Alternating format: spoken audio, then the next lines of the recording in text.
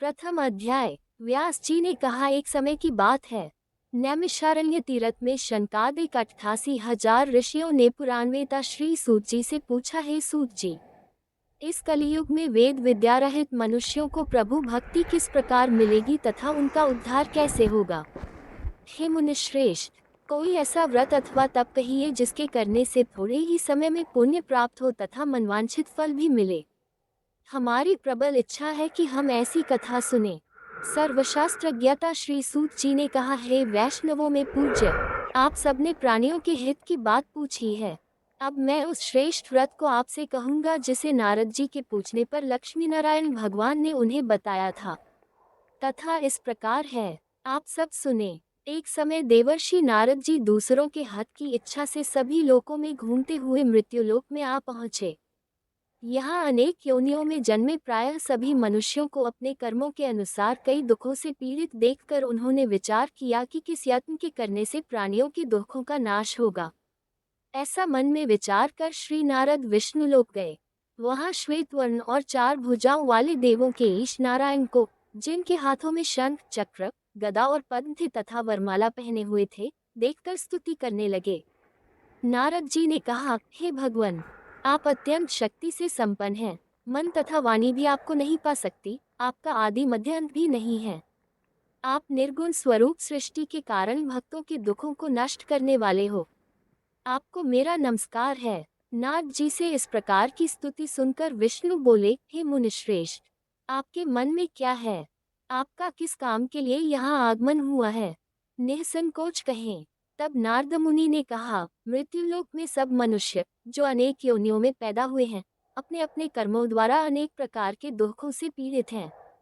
हे नाथ, यदि आप मुझ पर दया रखते हैं तो बताए, उन मनुष्यों के सब दैत्य थोड़े से ही प्रयत्न से कैसे दूर हो सकते हैं? विष्णु भगवान ने कहा, हे नारद, मनुष्यों की भलाई के लिए तुमने ये बहुत अच्छा प्रश्न किया है।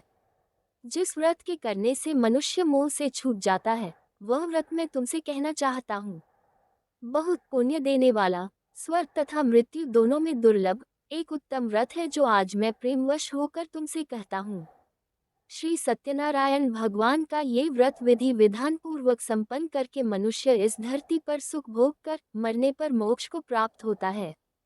श्री विष्णु भगवान के यह वचन सुनकर नारद मुनि बोले, हे भगवान, उस व्रत का फल क्या है?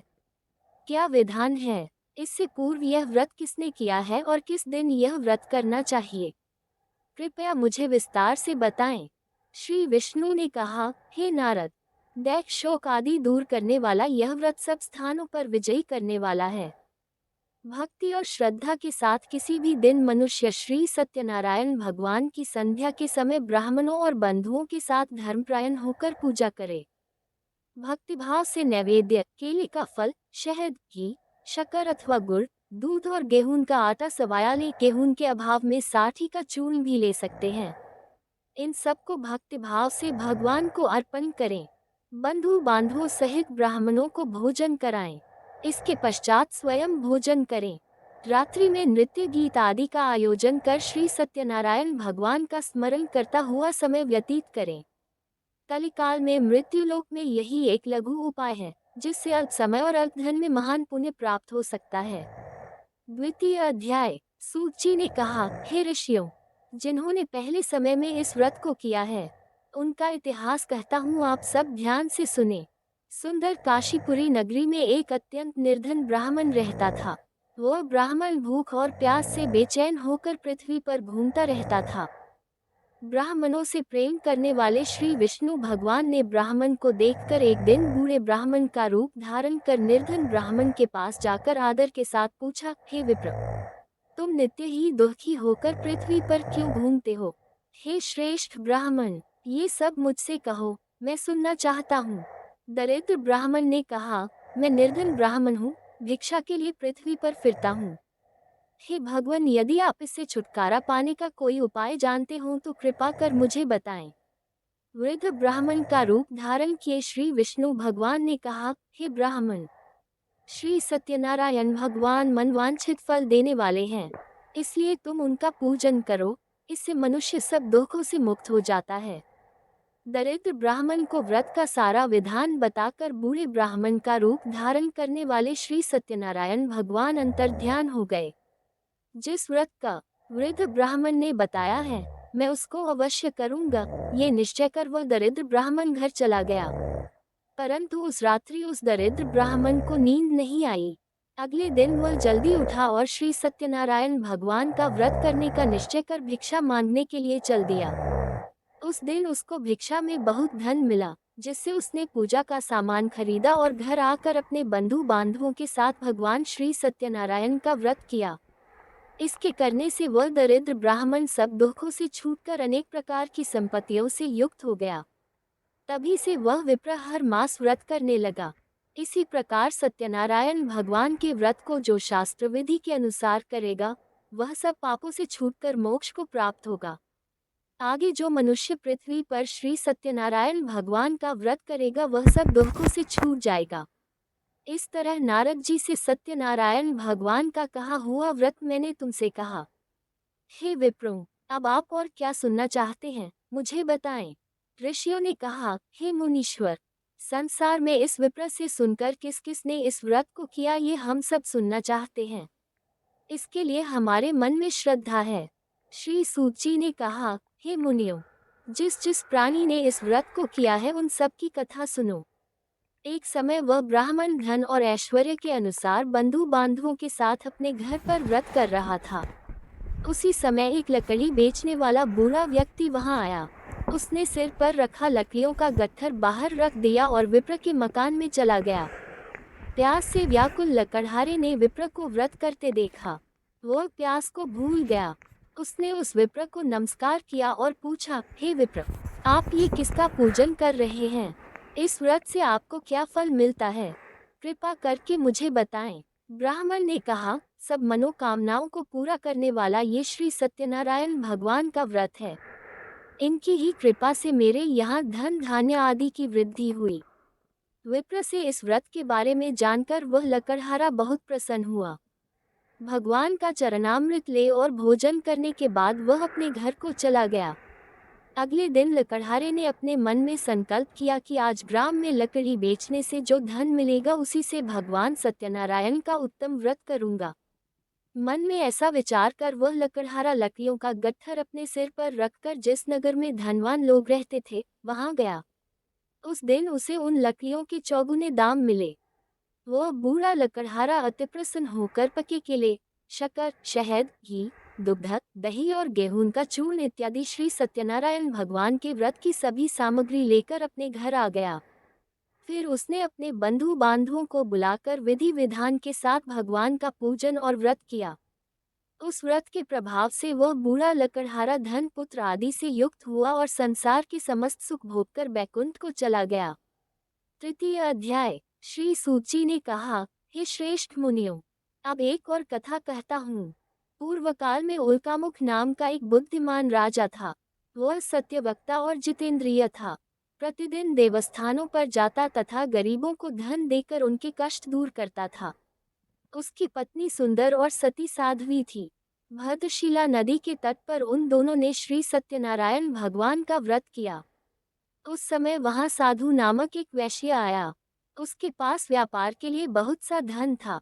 राजा को व्रत करते देख उसने विनय के साथ पूछा, हे राजन, भक्ति युक्त चित्त से यह आप क्या कर रहे हैं? मेरी सुनने की इच्छा है, कृपया आप मुझे भी बताए। महाराज उल्कामुख ने कहा, हे साधु वैश्य, मैं अपने बंधु बांधवों के साथ पुत्रादि की प्राप्ति के लिए महाशक्तिमान सत्यनारायण भगवान का व्रत व पूजन कर रहा हूँ। राजा के वचन सुनकर साधु नामक वैश्य ने आदर से कहा, हे राजन, मुझे भी इसका सब विधान बताए। मैं भी आपके कथानुसार इस व्रत को करूंगा। मेरे यहाँ भी कोई संतान नहीं है। मुझे विश्वास है कि इससे निश्चय ही मेरे यहाँ भी संतान होगी। राजा से सब विधान सुन व्यापार से निवृत्त हो वह वैश्य खुशी खुशी अपने घर आया। वैश्य ने अपनी पत्नी लीलावती से संतान देने वाले उस व्रत का समाचार सुनाया और प्रण किया कि जब हमारे यहाँ संतान होगी तब मैं इस व्रत को करूंगा। एक दिन उसकी पत्नी लीलावती सांसारिक धर्म में प्रवृत्त होकर गर्भवती हो गई। 10वें महीने में उसने एक सुंदर कन्या को जन्म दिया। कन्या का नाम कलावती रखा गया। इसके बाद लीलावती ने अपने पति को स्मरण दिलाया कि आपने जो भगवान का व्रत करने का संकल्प किया था अब आप उसे पूरा कीजिए। साधु वैश्य ने कहा, हे प्रिय, मैं कन्या के विवाह पर इस व्रत को करूंगा। इस प्रकार अपनी पत्नी को आश्वासन दे वह व्यापार करने चला गया।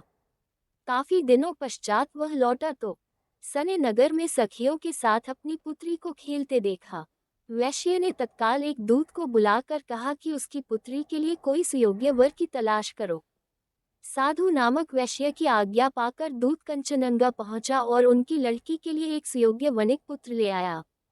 वणिक पुत्र को देखकर साधु नामक वैश्य ने अपने बंधु बांधवों सहित प्रसन्नचित होकर अपनी पुत्री का विवाह उसके साथ कर दिया। वैश्य विवाह के समय भी सत्यनारायण भगवान का व्रत करना भूल गया। इस पर श्री सत्यनारायण भगवान क्रोधित हो गए। उन्होंने वैश्य को श्राप दिया कि तुम्हें दारुण दैक प्राप्त होगा। अपने कार्य में कुशल साधु नामक वैश्य अपने जामाता सहित नावों को लेकर व्यापार करने के लिए समुद्र के समीप स्थित रत्नसारपुर नगर में गया। दोनों ससुर जमाई चंद्रकेतु राजा के नगर में व्यापार करने लगे। एक दिन भगवान सत्यनारायण की माया से प्रेरित एक चोर राजा का धन चुराकर भागा जा रहा था। राजा के दूतों को अपने पीछे आते देखकर चोर ने घबराकर राजा के धन को उसी नाव में चुपचाप रख दिया जहां वे ससुर जमाई ठहरे थे। ऐसा करने के बाद वह भाग गया। जब दूतों ने उस साधु वैश्य के पास राजा के धन को रखा देखा तो ससुर जामाता दोनों को बांधकर ले गए और राजा के समीप जाकर बोले, हम ये दो चोर पकड़कर लाए हैं, कृपया बताएं कि इन्हें क्या सजा दी जाए। राजा ने बिना उन दोनों की बात सुने ही उन्हें कारागार में डालने की आज्ञा दे दी। इस प्रकार राजा की आज्ञा से उनको कठिन कारावास में डाल दिया गया तथा उनका धन भी छीन लिया गया। सत्यनारायण भगवान के श्राप के कारण साधु वैश्य की पत्नी लीलावती व पुत्री कलावती भी घर पर बहुत दुखी हुई। उनके घरों में रखा धन चोर ले गए। एक दिन शारीरिक व मानसिक पीड़ा तथा भूख प्यास से अति दुखित हो भोजन की चिंता में कलावती एक ब्राह्मण के घर गई। उसने ब्राह्मण को श्री सत्यनारायण भगवान का व्रत करते देखा। उसने कथा सुनी तथा प्रसाद ग्रहण कर रात को घर आई। माता ने कलावती से पूछा, हे पुत्री, तू अब तक कहाँ रही व तेरे मन में क्या है? कलावती बोली, हे माता, मैंने एक ब्राह्मण के घर श्री सत्यनारायण भगवान का व्रत होते देखा है। कलावती के वचन सुनकर लीलावती ने सत्यनारायण भगवान के पूजन की तैयारी की। उसने परिवार और बंधुओं सहित श्री सत्यनारायण भगवान का पूजन व व्रत किया और वर मांगा कि मेरे पति और दामाद शीघ्र ही घर वापस लौट आएं। साथ ही भगवान से प्रार्थना की कि हम सबका अपराध क्षमा करो। श्री सत्यनारायण भगवान इस व्रत से संतुष्ट हो गए।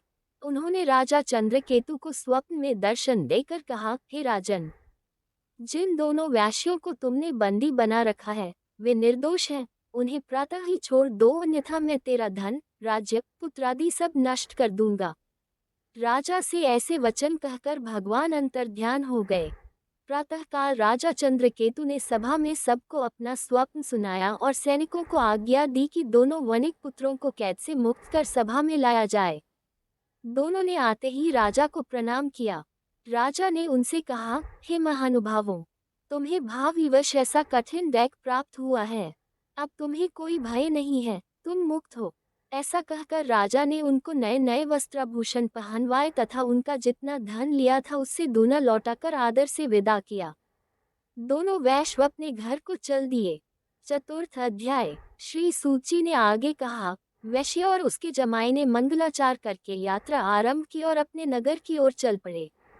उनके थोड़ी दूर आगे बढ़ने पर दंडी वेशधारी श्री सत्यनारायण भगवान ने उससे पूछा, हे साधु, तेरी नाव में क्या है?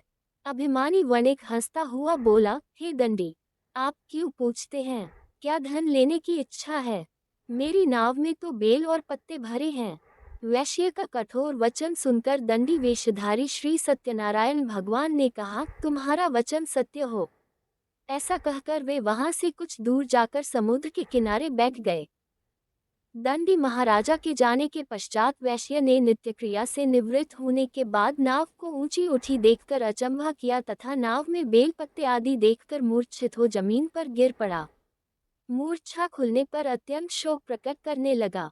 तब उसके जामाता ने कहा, आप शोक न करें, ये दंडी महाराज का श्राप है, अतः उनकी शरण में ही चलना चाहिए, तभी हमारी मनोकामना पूरी होगी।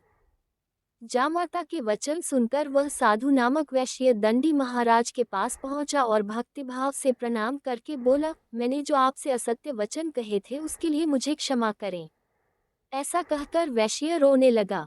तब दंडी भगवान बोले, हे वनिक पुत्र, मेरी आज्ञा से तुझे बार बार दैक प्राप्त हुआ है, तू मेरी पूजा से विमुख हुआ है।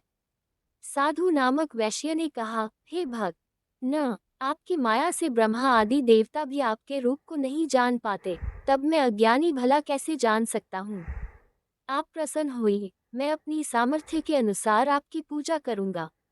मेरी रक्षा करो और पहले के समान मेरी नौक को धन से पूर्ण कर दो। उसके भक्तियुक्त वचन सुनकर श्री सत्यनारायण भगवान प्रसन्न हो गए और उसकी इच्छानुसार वर देकर अंतर्ध्यान हो गए। तब ससुर व जामाता दोनों ने नाव पर आकर देखा कि नाव धन से परिपूर्ण है। फिर वह भगवान सत्यनारायण का पूजन कर जामाता सहित अपने नगर को चला। जब वह अपने नगर के निकट पहुंचा तब उसने एक दूत को अपने घर भेजा। दूत ने साधु नामक वैश्य के घर जाकर उसकी पत्नी को नमस्कार किया और कहा, आपके पति अपने दामाद सहित इस नगर के समीप आ गए हैं। लीलावती और उसकी कन्या कलावती उस समय भगवान का पूजन कर रही थी। दूत का वचन सुनकर साधु की पत्नी ने बड़े हर्ष के साथ सत्यदेव का पूजन पूर्ण किया और अपनी पुत्री से कहा, मैं अपने पति के दर्शन को जाती हूँ, तू कार्य पूर्ण कर शीघ्र आ जाना। परंतु कलावती पूजन एवं प्रसाद छोड़कर अपने पति के दर्शनों के लिए चली गई। प्रसाद की अवज्ञा के कारण सत्यदेव रुष्ट हो गए, फलस्वरूप उन्होंने उसके पति को नाव सहित पानी में डुबो दिया। कलावती अपने पति को न देख रोती हुई जमीन पर गिर पड़ी। नौक को डूबा हुआ तथा कन्या को रोती हुई देख साधु नामक वैश्य दुखित हो बोला, हे प्रभु, मुझसे या मेरे परिवार से जो भूल हुई है उसे क्षमा करो। उसके दीन वचन सुनकर सत्यदेव भगवान प्रसन्न हो गए। आकाशवाणी हुई, हे वैश्य, तेरी कन्या मेरा प्रसाद छोड़कर आई है, इसलिए इसका पति अदृश्य हुआ है। यदि वह घर जाकर प्रसाद खाकर लौटे तो इसका पति अवश्य मिलेगा। आकाशवाणी सुनकर कलावती ने घर पहुंचकर प्रसाद खाया और फिर आकर अपने पति के दर्शन किए। तत्पश्चात साधु वैश्य ने वहीं बंधु बांधवों सहित सत्यदेव का विधिपूर्वक पूजन किया। वह इस लोक का सुख भोग कर अंत में स्वर्गलोक को गया। पंचम अध्याय। श्री सूची ने आगे कहा, हे ऋषियों, मैं एक और भी कथा कहता हूँ, उसे भी सुनो। प्रजापालन में लीन तुंगध्वज नाम का एक राजा था। उसने भगवान सत्यदेव का प्रसाद त्याग कर बहुत दैख पाया। एक समय राजा वन में वन्य पशुओं को मारकर बड़ के वृक्ष के नीचे आया। वहां उसने ग्वालों को भक्ति भाव से बंधु बांधवों सहित श्री सत्यनारायण का पूजन करते देखा, परंतु राजा देखकर भी अभिमानवश न तो वहां गया और न ही सत्यदेव भगवान को नमस्कार ही किया। जब ग्वालों ने भगवान का प्रसाद उनके सामने रखा तो वह प्रसाद त्याग कर अपने नगर को चला गया। नगर में पहुंचकर उसने देखा कि उसका सब कुछ नष्ट हो गया है। वह समझ गया कि यह सब भगवान सत्यदेव ने ही किया है। तब वह उसी स्थान पर वापस आया और ग्वालों के समीप गया और विधिपूर्वक पूजन कर प्रसाद खाया तो सत्यनारायण की कृपा से सब कुछ पहले जैसा ही हो गया और दीर्घकाल तक सुख भोग कर मरने पर स्वर्गलोक को चला गया। जो मनुष्य इस परम दुर्लभ व्रत को करेगा, श्री सत्यनारायण भगवान की कृपा से उसे धन धान्य की प्राप्ति होगी। निर्धन धनी और बंदी बंधन से मुक्त होकर निर्भय हो जाता है। संतानहीन को संतान प्राप्त होती है तथा सब मनोरथ पूर्ण होकर अंत में वह वैकुंठ धाम को जाता है। जिन्होंने पहले इस व्रत को किया, अब उनके दूसरे जन्म की कथा भी सुनिए। शतानन नामक ब्राह्मण ने सुदामा के रूप में जन्म लेकर श्री कृष्ण की भक्ति कर मोक्ष प्राप्त किया। उल्कामुख नाम के महाराज राजा दशरथ बने और श्री रंगनाथ का पूजन कर बैकुंठ को प्राप्त हुए। साधु नाम के वैश्य ने धर्मात्मा व सत्य प्रतिज्ञा राजा मोरध्वज बनकर अपनी देह को आरे से चीरकर दान करके मोक्ष को प्राप्त हुआ। महाराज तुंगध्वज स्वयंभू मनु हुए। उन्होंने बहुत से लोगों को भगवान की भक्ति में लीन कर मोक्ष प्राप्त किया। लकड़हारा भी अगले जन्म में गुल नामक निषाद राजा हुआ। जिसने भगवान राम के चरणों की सेवा कर मोक्ष प्राप्त किया।